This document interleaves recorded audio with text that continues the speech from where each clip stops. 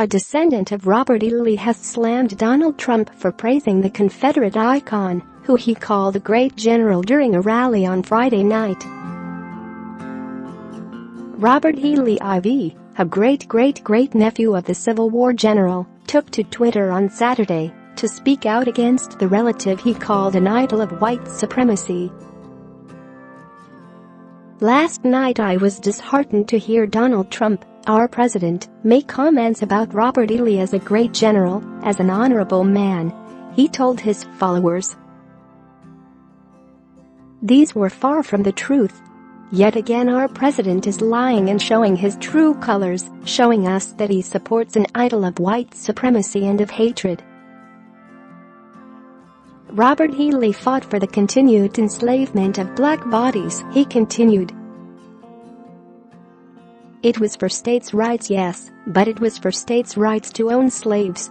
Lee IV went on to say that he was saddened by the state of America. "But I'm encouraged, because we are going to work to end this," he continued. "We are going to vote. We are going to show Donald Trump that white supremacy has no place in the parlors of our government.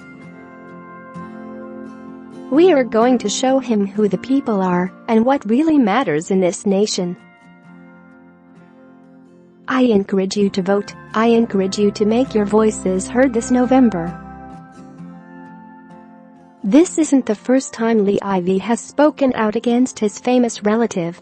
The pastor was invited to speak about his ancestor at the 2017 MTV Video Music Awards after Heather Heyer was killed while peacefully protesting a white nationalist rally in Charlottesville, Virginia. Members of various hate groups, including neo-Nazis, KKK, and white supremacists, were in Charlottesville to attend a Unite the Right gathering and protest the removal of a statue of Lee. Lee IV stood beside Heyer's mother on the MTV stage as he called his ancestor an idol of white supremacy, racism, and hate.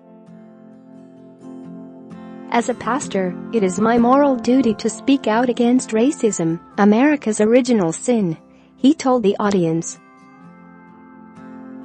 "Today, I call on all of us with privilege and power to answer God's call to confront racism and white supremacy head-on. We can find inspiration in the Black Lives Matter movement, the women who marched in the Women's March in January, and, especially, Heather Heyer, who died fighting for her beliefs in Charlottesville." Just weeks after his short speech, Lee IV stepped down as pastor from his North Carolina church after facing backlash from his own community. Meanwhile, Trump was tweeting in defense of monuments that honored Confederate icons like Lee and Stonewall Jackson. "Sad to see the history and culture of our great country being ripped apart with the removal of our beautiful statues and monuments," he wrote in one tweet. "You can't change history, but you can learn from it. Robert E. Lee, Stonewall Jackson, who's next? Washington, Jefferson? So foolish," and Trump expanded on his praise for the general on Friday night in a bizarre tangent that includes claims that President Abraham Lincoln had developed a phobia of the commander and subsequently sought help from General Ulysses S. Grant. The odd history lesson appears to have been Trump's roundabout way of praising Grant, a native Ohioan who is finally being recognized as a great general. "Ohio also gave you a general who was incredible. He drank a little bit too much. You know who I'm talking about, right? So Robert E. Lee was a great general," he said. "And Abraham Lincoln developed a phobia. He couldn't beat Robert E. Lee. He was going crazy."